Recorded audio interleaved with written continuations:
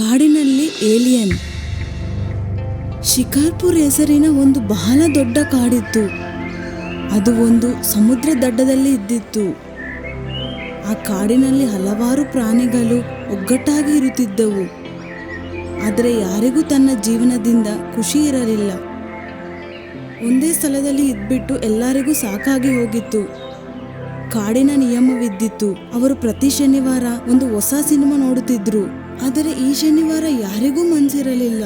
ಅವರು ಹೋಗ್ಬಿಟ್ಟು ಯಾವುದೋ ಸಿನಿಮಾದ ಆನಂದ ತಗಬೇಕಂತ. ಅದರ ನಂತರ ಪಿಂಟು ಕೋತಿಯು ಎಲ್ಲರಿಂದ ವಿನಂತಿಸಿತ್ತು ಅವರೆಲ್ಲ ಅಲ್ಲಿ ಬರ್ಬೇಕಂತ, ಮತ್ತೆ ಸಿನಿಮಾ ನೋಡ್ಬೇಕಂತ. ಅದರ ನಂತರ ಎಲ್ಲರ ಸ್ಥಿತಿ ಬದಲಾಗುತ್ತೆ ಅಂತ. ಪಿಂಟುನ ಮಾತು ಕೇಳುತ್ತಾ ಎಲ್ಲರೂ ಮನಸ್ಸಿಲ್ಲದೆ ಅಲ್ಲಿ ಬಂದರು.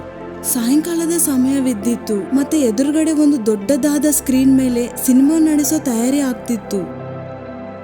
ಎಲ್ಲರೂ ಸಿನಿಮಾ ನೋಡಲು ಒಗ್ಗಟ್ಟಾಗಿ ಕುಂತಿದ್ದರು. ಎಲ್ಲರ ಸ್ಥಿತಿಗೆ ಚೆನ್ನಾಗಿ ಮಾಡುವುದಕ್ಕೆ ಪಿಂಟು ಕೋಯ್ ಮಿಲ್ಗಯ್ಯ ಸಿನಿಮಾ ನಡೆಸಿದ್ದ. ಸಿನಿಮಾ ನಡೆಸಿದ ಕೆಲವೇ ಸಮಯದಲ್ಲಿ ಎಲ್ಲಾ ಪ್ರಾಣಿಗಳ ಮುಖದಲ್ಲಿ ಲಾಲಿ ಬಂದ್ಬಿಟ್ಟಿತ್ತು. ಅವರೆಲ್ಲರೂ ಖುಷಿಯಿಂದ ಕುಣಿಯುತ್ತಿದ್ದರು. ತನ್ನ ಮುಂದೆ ಒಂದು ಏಲಿಯನ್ಗೆ ನೋಡ್ಬಿಟ್ಟು ಎಲ್ಲರಿಗೆ ಉತ್ಸಾಹದ ಯಾವ ಠಿಕಾಣೆನೂ ಇರಲಿಲ್ಲ. ಕೆಲವೇ ಸಮಯದಲ್ಲಿ ಸಿನಿಮಾ ಮುಕ್ತಾಯವಾಯಿತು. ಮತ್ತೆ ಎಲ್ಲಾ ಪ್ರಾಣಿಗಳು ಪರಸ್ಪರವಾಗಿ ನೋಡ್ಬಿಟ್ಟು ಖುಷಿ ಪಡುತ್ತಿದ್ದರು. ಅದರ ನಂತರ ಪೇಲು ಅನ್ನ ಮಾತಾಡಿದ್ದ. ಸಿನಿಮಾಗೆ ನೋಡ್ಬಿಟ್ಟು ಆನಂದ ಆಗ್ಬಿಡ್ತು. ಬಹುಶಃ ನಮ್ಮ ಕಾಡಿನಲ್ಲೂ ಯಾವ್ದಾದ್ರೂ ಏಲಿಯನ್ ಬರ್ಬೇಕು, ಮತ್ತೆ ಚೆನ್ನಾಗಿರುತ್ತೆ. ಈ ಮಾತು ಕೇಳ್ಬಿಟ್ಟು ದುಃಖಿ ದೇವಿ ತಿಳಿಸಿದಳು. ಇದೆಲ್ಲ ಅಂತೂ ಸಿನಿಮಾಗಳಲ್ಲಿನೇ ಆಗಬಹುದು, ನಮ್ಮ ಹತ್ತಿರ ಎಲ್ಲ ಆಗಬಹುದು. ಕೊನೆಗೂ ನಮ್ಮ ಅದೃಷ್ಟ ಅಂತೂ ಇಷ್ಟು ಚೆನ್ನಾಗಿ ಎಲ್ಲಿದೆ. ಮಾತಂತೂ ನಿಜ ಹೇಳ್ತಾ ಇದೀಯಾ ದುಃಖಿದೇವಿ ನೀನು. ಇದೆಲ್ಲ ಅಂತೂ ಕೇವಲ ಸಿನಿಮಾದಲ್ಲಾಗುತ್ತೆ. ಸಿನಿಮಾದಲ್ಲಿ ನಿಜ ಆಗದಕ್ಕಂತೂ ಬಹಳ ಸಮಯ ಬೇಕಾಗುತ್ತೆ. ಕಿಕಿ ಕಿಕಿ ಕಿಕಿ ಕಿಕಿ ಕಿ. ಒಂದ್ ವೇಳೆ ನಾವು ಒಗ್ಗಟ್ಟಾಗಿ ಪ್ರಯತ್ನ ಮಾಡಿದರೆ ಮತ್ತೆ ಯಾರಿಗೊತ್ತು, ಏಲಿಯನ್ ನಮ್ಮ ಕಾಡಿನಲ್ಲೂ ಬರಬಹುದು. ಹೀಗೆ ಆಗೋದಿಲ್ಲ ಪೇಲು ಅಣ್ಣ. ಯಾಕೆ ಇಂತಹ ಆಗಲಾರದ ಮಾತುಗಳಾಡ್ತಾ ಇದ್ದೀರಾ? ಸ್ವಲ್ಪ ನಿಜ ಮಾತುಗಳಿಗೆ ನಂಬಿರಿ, ಮತ್ತೆ ಕನಸಿನ ಜಗತ್ತಿನಿಂದ ಹೊರಗೆ ಬನ್ನಿ. ಏಲಿಯನ್ ಮೇಲೆ ಆಧಾರಿತ ಸಿನಿಮಾ ನೋಡ್ಬಿಟ್ಟು ಕಾಡಿನ ವಾಸಿಗಳಿಗೆ ಬಹಳ ಚೆನ್ನಾಗ್ ಅನ್ಸಿತ್ತು. ಮತ್ತೆ ಅವರು ಅನ್ಕೊಂತ ಇದ್ದರು ಯಾರಾದ್ರೂ ಅವರ ಕಾಡಿನಲ್ಲಿ ಬರ್ಬೇಕಂತ. ಆದರೆ ಅವರಿಗೆ ಇದನ್ನು ಗೊತ್ತಾಯ್ತು, ಇದೆಲ್ಲವೂ ಯಾವಾಗ್ಲೂ ನಿಜದಲ್ಲಿ ಆಗೋದಿಲ್ಲ ಅಂತ. ಅದಕ್ಕಾಗಿನೇ ಅವರು ಇದಕ್ಕೆ ತನ್ನ ಒಂದು ಪೂರ್ತಿ ಆಗಲಾರದ ಕನಸು ಅನ್ಕೊಂತ ಇದ್ದರು. ಆದರೆ ಪೇಲು ಅನ್ನ ಅನ್ಕೊಂತಿದ್ದರು ಏಲಿಯನ್ ಅವರ ಕಾಡಿನಲ್ಲೂ ಕೂಡ ಬರ್ಬೇಕಂತ. ಅದಕ್ಕಾಗಿನೇ ಅದೇ ರಾತ್ರಿ ಪೇಲು ಅನ್ನ ಅವರು ಕಾಡಿನ ಎಲ್ಲದಕ್ಕೂ ದೊಡ್ಡ ಸ್ಥಳಕ್ಕೆ ಹೋಗ್ಬಿಟ್ಟು ನಿಂತರು.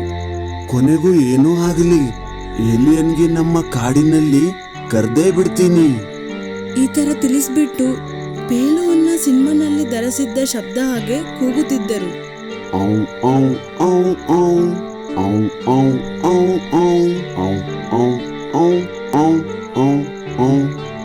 ಪೇಲು ಅನ್ನನ ಶಬ್ದ ಎಷ್ಟು ಗಟ್ಟಿಯಾಗಿ ಇದ್ದಿತ್ತು.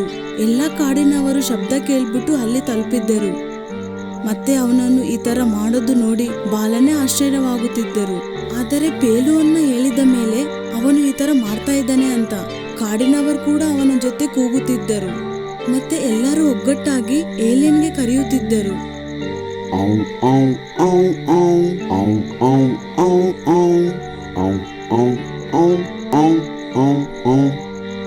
ಬಹಳ ಸಮಯವರೆಗೆ ಎಲ್ಲರೂ ಹೀಗೇನೆ ಮಾಡುತ್ತಿದ್ದರು.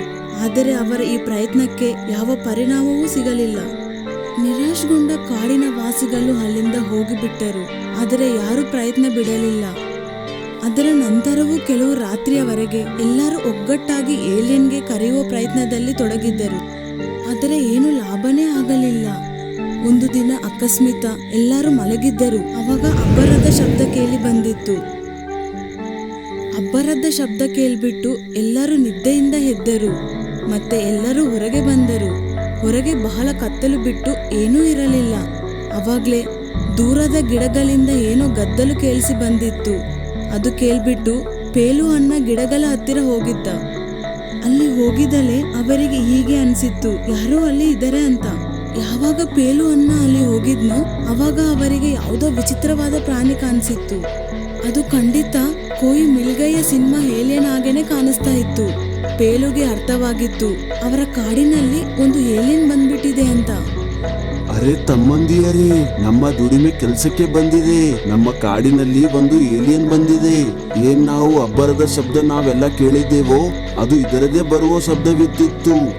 ತನ್ನ ಕಾಡಿನಲ್ಲಿ ಏಲಿಯನ್ಗೆ ನೋಡ್ಬಿಟ್ಟು ಎಲ್ಲ ಕಾಡಿನವರು ಖುಷಿಯಿಂದ ಕುಣಿಯುತ್ತಿದ್ದರು. ಮತ್ತೆ ಒಬ್ಬೊಬ್ಬರಾಗಿ ಆ ಏಲಿಯನ್ಗೆ ನೋಡುವುದಕ್ಕೆ ಮುಂದೆ ಹೋದರು. ಅರೆ ಏನ್ ಮಾತಿದೆ, ನಮ್ಮ ಈ ಕಾಡಿನಲ್ಲಿ ಏಲಿಯನ್? ಇದಂತೂ ನಾವು ಯಾವಾಗ್ಲೂ ಯೋಚಿಸೇ ಇರಲಿಲ್ಲ. ನಮ್ಮೆಲ್ಲ ಕನಸುಗಳು ಕೂಡ ನಿಜವಾಗಬಹುದಂತ. ಅರೆ ಪೇಲು ಅಣ್ಣ, ಇದೆಲ್ಲ ಅಂತೂ ನಿಮ್ಗೋಸ್ಕರನೇ ಆಗಿದೆ. ಒಂದು ವೇಳೆ ನೀವು ಪ್ರಯತ್ನ ಮಾಡ್ತಿರ್ಲಿಲ್ಲ ಅಂದ್ರೆ ಈ ಏಲಿಯನ್ ನಮ್ ಕಾಡಿನಲ್ಲಿ ಯಾವಾಗ್ಲೂ ಬರ್ತಿರ್ಲಿಲ್ಲ.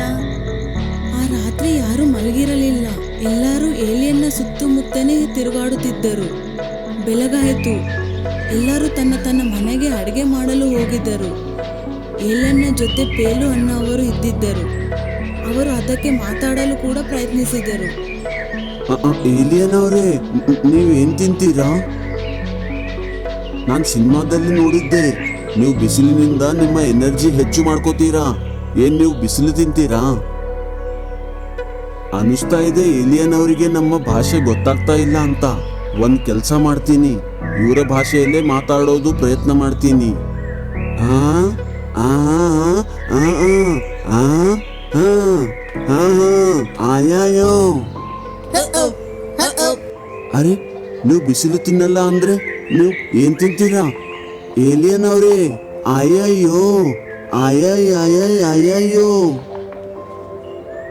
ಏನ್ ನೀವು ನಮ್ಮ ಊಟ ತಿನ್ನಬಹುದಾ? ಏಲಿಯನ್ ಅವರೇ, ಸ್ವಲ್ಪ ಹೇಳ್ಬಿಡಿ. ಅಯ್ಯಯ್ಯೋ ಅಯ್ಯಯ್ಯೋ. ಇದು ಕೇಳ್ಬಿಟ್ಟು ಪೇಲು ಬಹಳನೇ ಖುಷಿ ಪಟ್ಟಿದ್ದ. ಅವನು ಕಾಡಿನ ವಾಸಿಗಳಿಗೆ ಏಲಿಯನ್ಗೋಸ್ಕರ ಊಟ ತರಲು ಹೇಳಿದ್ದ. ಯಾರತ್ತಿರ ಏನೇನ್ ತಿನ್ನಲಿದ್ದಿತ್ತೋ ಅದೆಲ್ಲ ಏಲಿಯನ್ಗೋಸ್ಕರ ತಗೊಂಡ್ ಬಂದರು. ತನ್ನ ಮುಂದೆ ಬಹಳಷ್ಟು ತರಹದ ಊಟ ನೋಡಿ ಏಲಿಯನ್ ಖುಷಿ ಪಟ್ಟಿದ್ದ. ಮತ್ತೆ ಅದು ಕೆಲವೇ ಸಮಯದಲ್ಲಿ ಎಲ್ಲ ಊಟ ಮಾಡಿದ್ದ. ಇದು ನೋಡ್ಬಿಟ್ಟು ಎಲ್ಲರೂ ಬಹಳ ಖುಷಿಯಾಗಿದ್ದರು. ಆದರೆ ದುಃಖಿ ದೇವಿಗೆ ಇದೆಲ್ಲ ವಿಚಿತ್ರ ಅನಿಸ್ತಾ ಇತ್ತು. ಯಾಕಂದರೆ ಏಲಿಯನ್ ಯಾವಾಗ್ಲೂ ಊಟ ಮಾಡೋದಿಲ್ಲ ಅಂತ. ಈ ಮಾತಿನ ಬಗ್ಗೆ ಪತ್ತೆ ಹಚ್ಚಲು ದುಃಖಿ ದೇವಿ ಒಂದು ಉಪಾಯ ಮಾಡಿದ್ದರು.